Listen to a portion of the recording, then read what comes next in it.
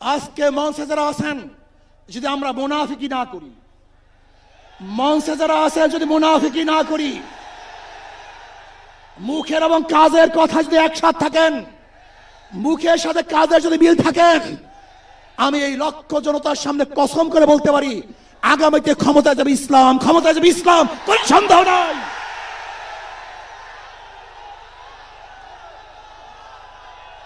কিন্তু খবরদার যদি মুনাফিকি করি তাহলে এদেশের মানুষ সচেতন হয়েছে, এদেশের মানুষ সব জ্ঞানী হয়ে গেছে। বিশ্বাস করবেন না, একজন রিক্সাওয়ালা, ঠেলাওয়ালা, কুলি মজদুরের বক্তব্য শুনলে আমরা আশ্চর্য হয়ে যাই বাংলাদেশের মানুষ কত সচেতন, তারা কত সচেতন হয়েছে। যদি আমরা মুনাফিকি না করি, যদি আমরা ঐক্যবদ্ধ থাকি, বাংলাদেশে একটা বাক্স ইসলামের নামে দিতে পারি।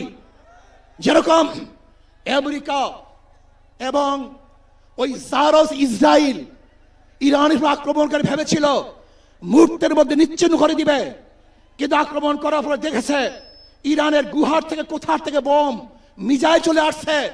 আমেরিকা এবং ইসরায়েল যেরকম অনুভব করতে পারে নাই, বাংলাদেশের বুকে যদি একটা বাক্স দেওয়া হয়, বাংলাদেশের ঘরের থেকে এমন মিসাইল বের হবে, এমন বোমা বের হবে, গোটা বাংলাদেশ থেকে, গোটা দুনিয়া থেকে ইসলামের দুশমনদেরকে ধ্বংস করে ফেলবে ইনশাআল্লাহ। ঐক্য হন, মুনাফিকি করবেন না, একসাথ হন, ঐক্যবদ্ধ হন, এইটা আমার মেসেজ থাকবে।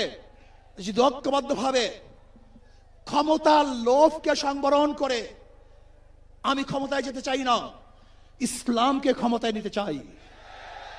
আমি ক্ষমতায় যাইতে চাই না, কোরআন ও সুন্নাহকে ক্ষমতায় নিতে চাই।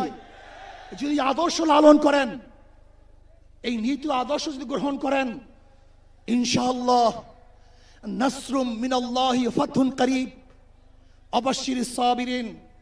সেই দিন আসতেছে, আমি দেখতেছি, মনে হয় আমার চোখের সামনে আমি দেখতেছি ওই সংসদের মধ্যে কলেমার কথা হবে, কোরআন ও সুন্নাহর কথা হবে, লা ইলাহা ইল্লাল্লাহ উচ্চারিত হবে। গোটা বাংলাদেশের মানুষ শান্তিতে বসবাস করতে পারবে, জুলুম থাকবে না।